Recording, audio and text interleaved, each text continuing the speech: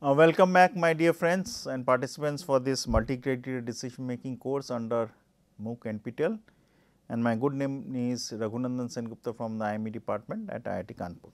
So, this is the 16th lecture, which is the starting of the 4th week, first lecture, and as you know it is a 60 lecture series spread over 12 weeks. Each week we have 5 lectures, half an hour each. The broader outline we are still continuing of the discussion is about MCM definitions, concept of utility theory, safety first principles, stochastic dominance. And if you remember, we had spent a lot of time in discussing definitions, concept of utility theory. We are in the fag end of trying to finish off utility theory and then start with safety first principle and stochastic dominance concept. The coverage, obviously, as you know that the plan based on what we are covering, and if you again to mention to all of you, all the slides would be available with NPTEL and with exact starting and ending, with all the slides being included for each lecture, and the coverage will be exactly mentioned as we finish each set of slides, which is basically the lecture number or the day for that week. So, we will cover geometric mean, which we would do, and safety first principle, stochastic dominance, and hyperbolic absolute risk aversion function. So, this is the example where we left in the 15th lecture, which is the last lecture of the 3rd week, and this slide was discussed how we find out capital R, what is the difference of small r, capital R, what is the relationship of quadratic utility function with normality of returns of small r and capital R. We have discussed that, I mentioned that. Then we showed this slide, and we did mention how we find out capital R values. They were marked with different colors, and how we find out the standard deviation for each and every assets, then the wealth average. So, all these are average values, R bar A B C, sigma hat A B C, A B C are the assets, and then wealth bar A B C. So, all these values are calculated based on the table. Now, I use, if you remember, normality quadratic concepts, which was the highlight of this example.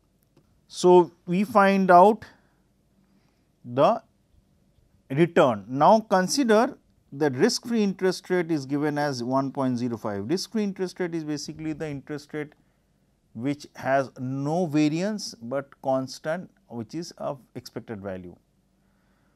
So, like the treasury bills of the government, even though treasury bills change, values change, but we are considering theoretically the treasury bills, 91-day treasury bills of the government. So, based on that 1.05, I find out the excess return. So, what we are doing, because it is normality, if you remember, the graph would look like this.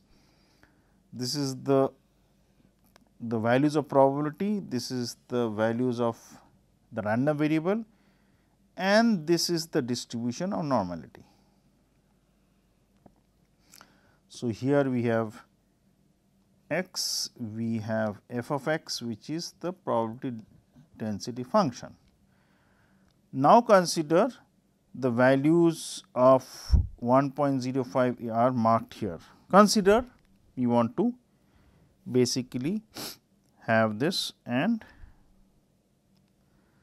1.05 C for example is marked here. So, for the first one, which is R bar A 1.06, it is on the right hand side. So, I will use a different color, consider green. So, I want to find out the green one, the probability that 1.06 would be more than 1.05, what is the probability. So, I can use standard normal deviate concept, which is, we all know, probability of x. So, this is the general formula, greater than small x would imply that probability of capital X minus the mean value of capital X by sigma is greater than equal to x minus mu by sigma.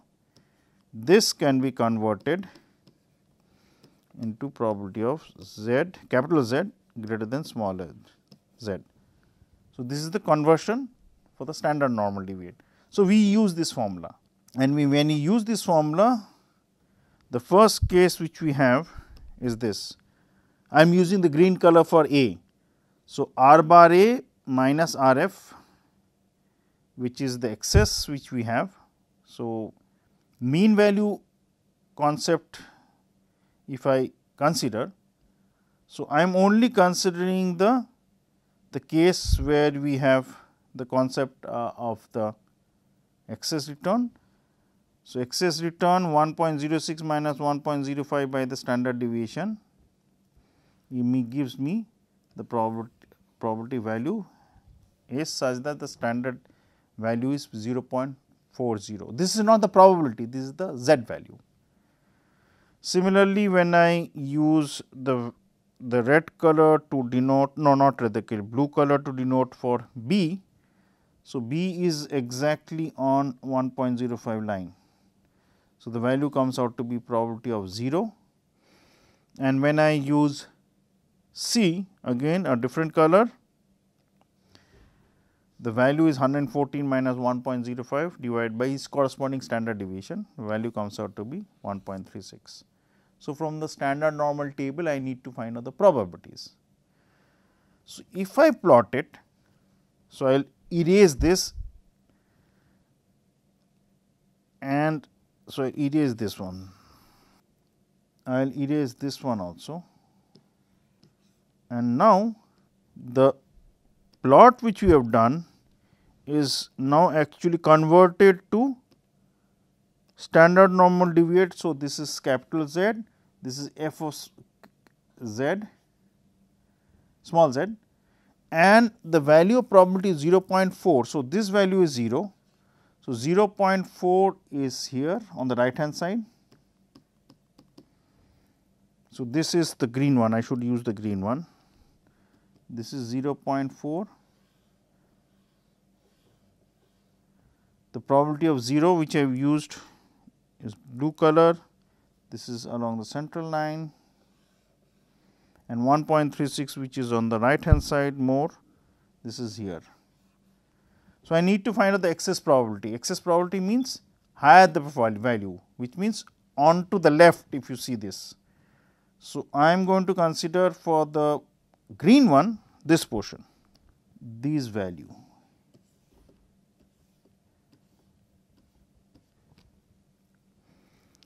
For the second case which is B, green was A, asset A. Second case which is the blue one, I will be utilizing this.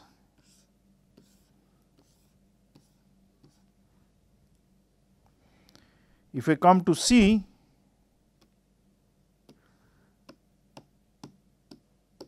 I will be utilizing this portion. Higher the probability, better. So, if I use that concept, then the ranking would be, you have the values, here it should be just the other way around. So, this I should erase. So, the probability being highest being for probability 1.36, which is C, is better than A, is better than B.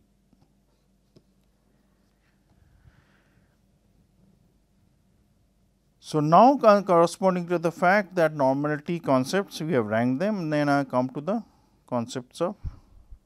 So, to double check, even though the values are different,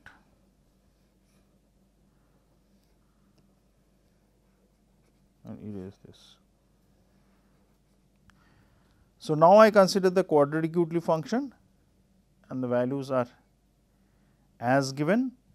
So, the value of wealth it's a quadratic utility function. So, the equation is W minus B into W square with a B value of 0.002, and I plot the values, or in the table I note down wealth for A, wealth for B, wealth for C. These are the values based on the wealth of C. And considering the utility function, I find out or note down the wealth of A, which I will denote by green, which is column 2. I am marking in the green. I am using this utility function W minus B into W square, B where B is minus 0.002, and these values are given here. The wealth based on second column, I find out the utility. For the case of B, the wealth as given, third column, I find out the utility values. Utility again equation is quadratic. Finally, for C, which I use the blue color, the wealths are given in the fifth column, which are WC, headed by WC, and UWC are the corresponding utility for C wealths, C assets, and again utility function is same. The corresponding probabilities are given 0.2 accordingly, which is 1 by 5, and for A, B, C, I find out the corresponding values and the expected values. So, I have to double check this. The values of A comes out to be 28.02, and for B 29.49, and for C comes out to 24.11. And there the ranking as given is B is better than A is better than C. This I will clarify, because the idea being that there can be many examples where the corresponding values of utility based functions with the quadratic one actually do not turn out to be true. I will clarify this in the definitely in the next class. So, as an errata. So, we will consider this example and upload the slides accordingly. Now, the corresponding concept of the deterministic versus probabilistic idea. So, if you see this diagram, this is what the concept of so called certainty concept, expected values, all these things we have considered. So, the diagram is like this. There is, I am only considering on one arm at a time. Consider the value which you have here, first arm. So, that is being equivalently broken down into a gamble. How? And there would be other applications also, which we will discuss. So, if I have the corresponding value of W1, so called the corresponding utility of W1 would be equal to the probability H1 into the utility of B1 plus, I am writing it here, it will be 1 minus H1 into the utility of 0, which means that I am replacing this gamble, which is with outcome B1 0 probability H and minus H1 by a so called sure outcome, which is W1. Now, can that be extended? Yes, for each arm, if I consider the coloring. So, W2 can be equated with, they would be, which I have not drawn, a value of H2, 1 minus H2, value of B2 and W 0. So, the expected value again would be equal. Similarly, for W3, I am using a different color, it will be H3, 1 minus H3 the probabilities, the and values being B3 and 0. And finally, for the fourth one, I am use the color dark red, which would be, I am writing it here, it will be H4, 1 minus H4 and values of B4 0. Now, can that be extended? This is equivalence what I am saying. if I draw the equivalence onto the left hand side which is not there, I can replace the second case, I denote it by 2 and this by 3 by a certainty value such that the certainty value consider the wealth is W. I am using the W only, such that the utility of W multiplied by the probability we know would be equivalent to the second case similarly to the third case. So, in the second case what I would have, I will use a different color to find out the expected value, blue color. So, that will be P 1 into U W 1 plus P 2 into U W 2 plus P 3 into U W 3 plus P 4 into U W 4. So, this value if I find out should be exactly equal to the expected value of U W. So, these two are equal, which I am marking in yellow here,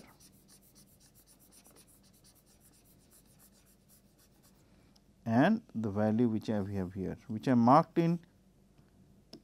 So, this marked in the blue box. So, U W would be equal to this. So, in order to make things visible, these two values are equivalent. Other MCDM selection techniques under portfolio management would be, general investors have the following characteristics. So, that is expected utility maximization would always be used, or minimization of the risk or variance. People are generally risk averse, they want to avoid. Even if we have other forms of utility function, yet the quadratic approximation, that is the use of mean value theorem, do give us good results which are much more practical in sense, because the concept of returns normality and the quadratic utility function turn out to be true in many of the practical examples. So, number one is always maximize the utility expected value, minimize the risk, which is the second moment, and normality and quadratic utility function, normality for the returns and utility function being quadratic concept will be utilized. So, there are other selection models also we will consider: geometric mean, safety first criteria, stochastic dominance, and analysis in terms of characteristics of the returns distribution. So, we will consider the concept of geometric mean first. So, as you know, so there are, for any value, there are three different average values: arithmetic mean, geometric mean, harmonic mean. So, generally we use the arithmetic mean, we denote the arithmetic mean by AM, geometric mean by GM, and harmonic mean by HM. Arithmetic mean is very popular, I will circle it, we will use geometric mean, which I am putting a tick mark. Geometric mean would be used generally for financial cases, arithmetic mean for general cases, harmonic mean, say for example, you want to find the average speed if you are traveling from city 1 to city 2 and find it out. So, under the concept of geometric mean, what is the overall idea? For the selection process, we consider maximizing the geometric mean concept, and we consider the maximum geometric mean because it will have the following two properties: the highest probability of reaching or exceeding any given wealth level in the shortest possible time, that would be true for the geometric mean, and the second point would be the highest probability of exceeding any given wealth level over any given period of time would also be true for the geometric mean. And we will very simply see the utilization of simple example of the geometric mean utilization. So, consider the formula first, then the example. So, we will denote the return for the geometric mean. Return will be capital R with a suffix capital G, as I am highlighting, we denote the geometric mean utilization formula, and J is basically the portfolio or the combination we are considering. So, J would basically be 1, 2, 3, 4, so on and so forth, depending on how many such combinations you can find. And in the formula which you see, R suffix G J would be equal to the multiplicative factor of the following: the total return for the first, when I am utilizing the first concept, would be for the case where I am using the idea what are the constituents inside that portfolio on the basket. So, considering if there are 3 baskets and each basket had 10 same type of items, 10 in number, but combined differently. So, in that case J would be 1, 2, 3 and the basket has 10. So, I would be 1 to 10. So, we will find out here accordingly the total return to the power, the probability of how much percentage it will be there, the proportions of the first one in the jth one, and then obviously the values can change. I will come to that later on. We will see that value concept later on, multiplied by the term for the last set of constituent in that portfolio which you have is 1 plus R m j to the power is to its corresponding. So, this would be n, because there are, I will mark it here.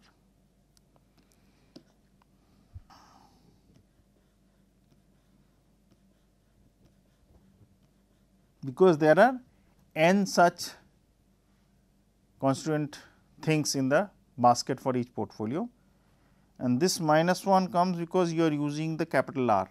This minus some 1 would not come if you are using the small r. So, R I j is the ith possible return for the jth portfolio, and P I j's are the probabilities of the ith outcome for the jth portfolio, and do remember the sum of the probabilities on investing would always be 1, which I am highlighting now.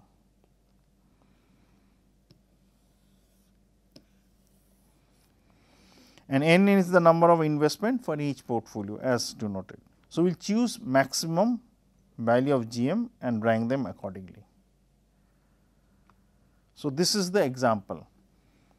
Consider we have the following combinations of asset A, B, C. So, this would basically be the constituent in each and every portfolio, and the portfolios are marked. I will use a different color 1, 2, 3, and the corresponding returns are given for A, B, C. Obviously, once returns are there for A, it will be fixed for any investment you are doing for either 1 or 2 or 3 portfolio.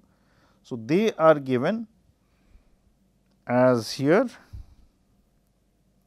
10, 20, 30 percentage wise, and the proportions on investment of A, B, C in 1, then 2, then 3 are given like this. I will use the same color green to mark them. 0.2, 0.2, 0.6 for A, B, C in 1, such that the sum adds up to 1. Similarly, if I consider A, B, C for the second portfolio, which I am again using the same color to mark, 1/3, 1/3, 1/3, sum equals 1. For the third case, for the third portfolio, again A, B, C, it is 25%, 25%, 50%, which is 0.25, 0.25, 0.5, the sum comes out to be 1. Now, I need to find out the geometric mean returns for combination 1, which is 1, combination 2, 2, combination 3, 3, which is portfolio 1 to 3, and these are denoted by RP1, RP2, RP3, and the values when I put in that formula would come out to be 0.237, 0.197, 0.222.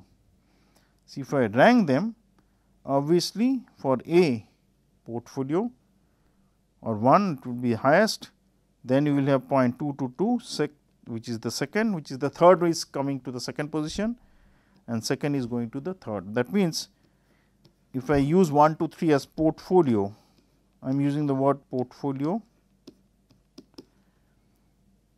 So, portfolio number 1 is better than portfolio number 3 is better than portfolio number 2. So, this is what is mentioned here. So, I have ranked them accordingly.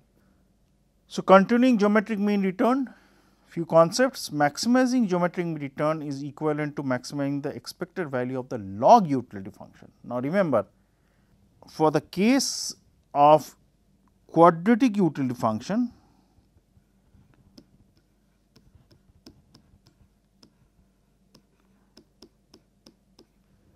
utility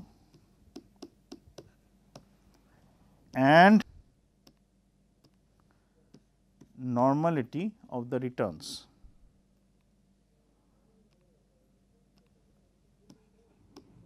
Were equivalent.